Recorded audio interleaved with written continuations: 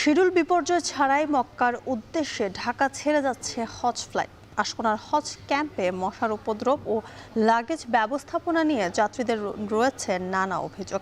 এ নিয়ে আরও জানাতে আমাদের সাথে যুক্ত হচ্ছেন জাবেদ আব্দুল্লাহ। জাবেদ, লাগেজ ব্যবস্থাপনা সহ আর কি নিয়ে অভিযোগ রয়েছে হজ যাত্রীদের, জানাবেন।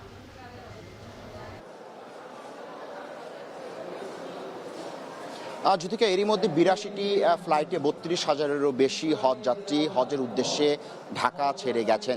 এই প্রি হজ ফ্লাইট চলবে আগামী ২১ মে পর্যন্ত, অর্থাৎ আরও ২৬ দিন বাকি রয়েছে। এই ২৬ দিনের মধ্যে ধারণা করা হচ্ছে ৪০,০০০-এরও বেশি হজ যাত্রী হজের উদ্দেশ্যে ঢাকা ছেড়ে যাবে। তো আজ ৫টি ফ্লাইট হওয়ার কথা রয়েছে। ৫টি ফ্লাইটে ২০২১ জন যাত্রী পবিত্র হজ পালনের উদ্দেশ্যে ঢাকা ছেড়ে যাবে। আপনি নিশ্চয়ই এরই মধ্যে ছবিতে ফ্রেমে দেখতে পাচ্ছেন যে সেলাইবিহীন দুটি সাদা কাপড়ে মোড়ানো, যেটিকে আমরা ইহরামের কাপড় বলি, সেই কাপড় পরিধান করে এরই মধ্যে হজে গমন ইচ্ছুক যে যাত্রীরা তারা এরই মধ্যে হজ ক্যাম্পে এসেছেন। এখান থেকে তারা ইমিগ্রেশন শেষ করে পবিত্র হজ পালনের উদ্দেশ্যে ঢাকা ছাড়বেন, মক্কার উদ্দেশ্যে রওনা হবেন।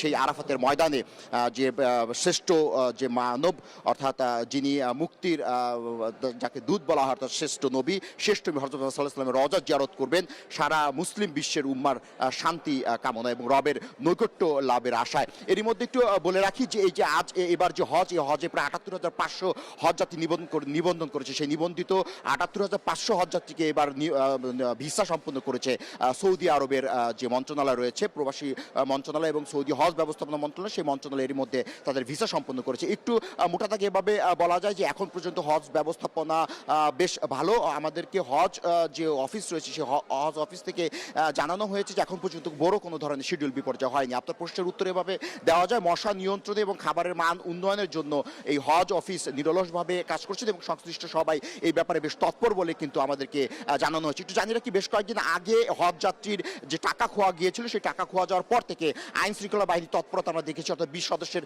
সেনাবাহিনীর টহল টিম এখানে মোতায়েন করা হয়েছে এবং অন্যান্য আইন শৃঙ্খলা বাহিনীর টহল এখানে জোরদার করা হয়েছে। এরই মধ্যে হজ যাত্রীরা একদম নিয়ম শৃঙ্খলা মেনে এই ক্যাম্পে আসছেন এবং একই সঙ্গে ইমিগ্রেশন শেষ করে মক্কার উদ্দেশ্যে রওনা হচ্ছেন। একটু জানি রাখি, এবারে যে মূল যে হজ যাত্রী তার ৫০% বাংলাদেশ বিমান পরিবহন করবে, একই সঙ্গে ৩৫% সৌদি এবং ১৫% ফ্লাইনাস এয়ারওয়েজ পরিবহন করবে এবং এই ফিরতি যাত্রা শুরু হবে আগামী ৩০ মে, সেটি চলবে ১ জুলাই পর্যন্ত।